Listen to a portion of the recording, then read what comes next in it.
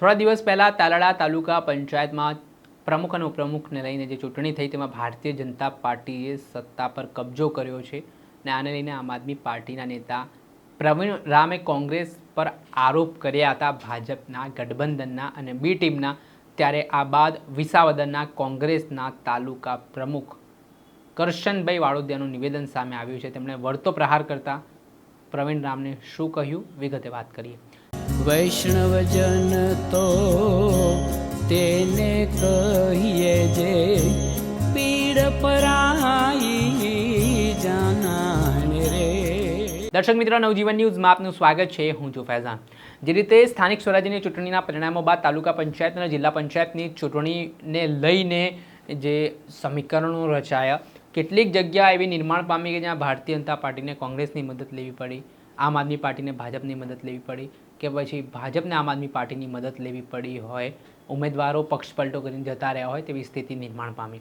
ત્યારે આને લઈને આક્ષેપ પ્રતિ આક્ષેપનો દોર જોવા મળી રહ્યો છે અને થોડા દિવસ પહેલાં જે તાલાળા તાલુકા પંચાયતમાં ભારતીય જનતા પાર્ટીએ અંતે સત્તા કબજે કરી, કેમ કે 9 બેઠક ભાજપ પાસે હતી, 7 બેઠકો આમ આદમી પાર્ટી પાસે હતી અને 2 બેઠકો કોંગ્રેસ પાસે હતી। ત્યારે કોંગ્રેસના ઉમેદવારોને મનાવવા માટે આમ આદમી પાર્ટીએ દમ પછાડા કર્યા, આઈડી ચોટીનો જોર લગાવ્યો, છતાં કંઈ પ્રાપ્ત ન થયું અને ચૂંટણી સમયે ભાજપના જે ઉપપ્રમુખ અને પ્રમુખ બન્યા તેને લઈને આમ આદમી પાર્ટીના નેતા પ્રવીણ રામ દ્વારા કોંગ્રેસ પર આરોપ કરવામાં આવ્યા અને ભાજપને બી ટીમ ગણાવવામાં આવી। જોકે આ બાદ હવે વિસાવદરના કોંગ્રેસના તાલુકા પ્રમુખ કરશનભાઈ વાડોદિયાનું નિવેદન સામે આવ્યું છે, જેમાં તેમણે આમ આદમી પાર્ટીના નેતા પ્રવીણ રામ પર પલટવાર કર્યો છે અને કહ્યું છે કે તમારી બહુમતી નહોતી તો તમે કેવી રીતે દાવો કરી શકો છો કે તમારી ત્યાં સત્તા બનવા જઈ રહી છે? કોંગ્રેસ દ્વારા કોઈ પણ પ્રકારનું સમર્થનની વાત નથી થઈ તો તમે મીઠાઈ લઈને આવી ગયા, ફૂલહાર કરીને આવી ગયા, તો તમને કેવી રીતે વિશ્વાસ હતો કે કોંગ્રેસ તમને સમર્થન કરશે?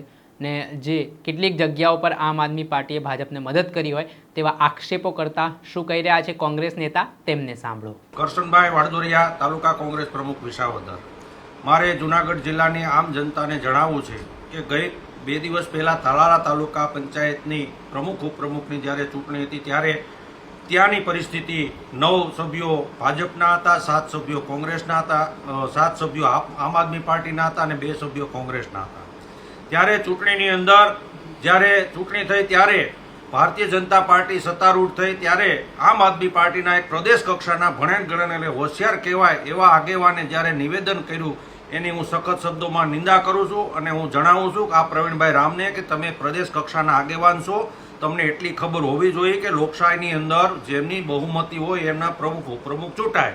ત્યારે તમારી પાસે 7 જ સભ્યો હતા, છતાંય તમે હાર તોરા પહેરી ફટાકડાના બંડલો લઈ અને મીઠાઈ લઈને તમે પહોંચી ગયા હતા। તમને ખબર હતી કે અમારી પાસે બહુમતી નથી, અમે હારવાના છે, છતાંય ત્યાં જઈને ફોર્મ ભર્યું અને હારી ગયા। એટલે આક્ષેપ તમે કોંગ્રેસ ઉપર નાખો છો કે કોંગ્રેસે ભાજપને બેહારીને કોંગ્રેસ ભાજપને ભળેલી? અરે ભાઈ, કોંગ્રેસ ભાજપ અરે ભળેલી હોત ને કોંગ્રેસે બેહારી હોત તો તમે કોંગ્રેસના સભ્યો પાસે હું કામ 3 દિવસે ટીંગા ટોળીને ઉઠબેઠ કરતા હતા કે તમે અમને ઉપપ્રમુખ બનાવશું ને કારોબારી આપશું? કોંગ્રેસ હારી નહોતી, કોંગ્રેસ ભાજપ અરે ભળેલી છે, તો તમે અમારા હું કામ લોદર તોડતા હતા? તમારે હું કામ અમારી પાસે આવવાની જરૂર હતી? અને હવે તમને મત ન મળ્યા એટલે કોંગ્રેસ ખરાબ થઈ ગઈ, કોંગ્રેસ ભાજપ અરે મળી ગઈ। મારે તમને કહેવું છે કે આજે ભેસાણની ધોરાજીની તાલુકા પંચાયતમાં તમારા આપના સભ્યએ ભાજપના પ્રમુખને ઉપપ્રમુખમાં ટેકો આપી અને એમને પ્રમુખ બનાવ્યો, તો બી ટીમ તમે છો કે અમે?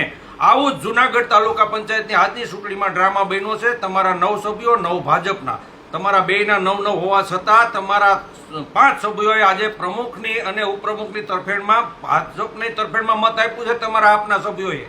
અને તમારા પ્રમુખે જિલ્લા આમ આદમી પાર્ટીના પ્રમુખે ઈરાદાપૂર્વક ભારતીય જનતા પાર્ટીના પૈસા લઈ અને તમારા સભ્યોને ઈરાદાપૂર્વક અડધી પોણી કલાક સભાખંડમાં પ્રવેશ્યા છે। એના કારણે તમે ભાજપ હારે મળી ગયા છો એ સ્પષ્ટ સાબિત થાય છે।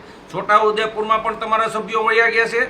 એટલે કોંગ્રેસ તો જૂની 70 વર્ષથી પાર્ટી છે, 30 વર્ષથી સત્તામાં નથી। સત્તા જો કંઈક જતા હોય તો તમે મોટે ઉપાડે વાતો કરો છો કોંગ્રેસ વેચાય છે, તમે તો હજી બાળ છો, નાના બાળ છો, તમારા મીડિયા હજી વેચાવા, હજી તો આ શરૂઆત છે। તમારા સભ્યો મીડિયા છે જાવા, તમે એને પકડો, પહેલાં તમારાને હાચવો, પછી તમે બીજા ઉપર આક્ષેપ કરો। એટલે આવા ખોટા આક્ષેપો તમે પ્રદેશના કક્ષાના આગેવાન હોવા છતાં બંધ કરો અને જનતા જાણી ગઈ છે અને ટૂંક સમયમાં વધુ જાણી જશે કે તમે ભાજપની ખરેખર બી ટીમ છો। એટલે સમજી વિચારીને નિવેદનો કરો આડેધડ નિવેદનો કરવાથી કાંઈ નહીં ફેર પડે. તમે તમારા સભ્યોને હાંચવો. હજી તમને ચેલેન્જ કહું છું કે 1 કે 2 મહિનાની અંદર તમારું ક્યાંય અસ્તિત્વ તમારા સભ્યોનું નથી રહેવાનું. તમામ સભ્યો તમારા વેચાઈ જવાના છે અને એ તમારી એક પ્રકારની ભાજપ સાથે ગોઠવણ છે. એટલે તમે કોંગ્રેસના નળિયા ગણવાનું બંધ કરી દો અને તમારું ઘર હાંચવો, એટલી મારી વિનંતી છે. જય જવાન, જય ભારત, ભારત માતા કી જય. જ્યાં આપણે સાંભળ્યા હતા કોંગ્રેસ નેતાને તેમના ગંભીર આક્ષેપો સામે આવી રહ્યા છે, જેના કારણે રાજકારણ ગરમાવાની શરૂઆત થઈ છે. આરોપ પ્રત્યારોપ જોવા મળી રહ્યા છે. ત્યારે જોવાનું રહ્યું કે આગામી દિવસોમાં આ ઘટના બાદ શું પરિસ્થિતિ નિર્માણ પામે છે. દર્શક મિત્રો, આવા જ નવા વિડીયો સાથે આપણે માહિતગાર કરતા રહીશું. એટલે નવજીવન ન્યૂઝને લાઇક કરી લો, સબસ્ક્રાઇબ કરી લો અને વધુમાં વધુ શેર કરો.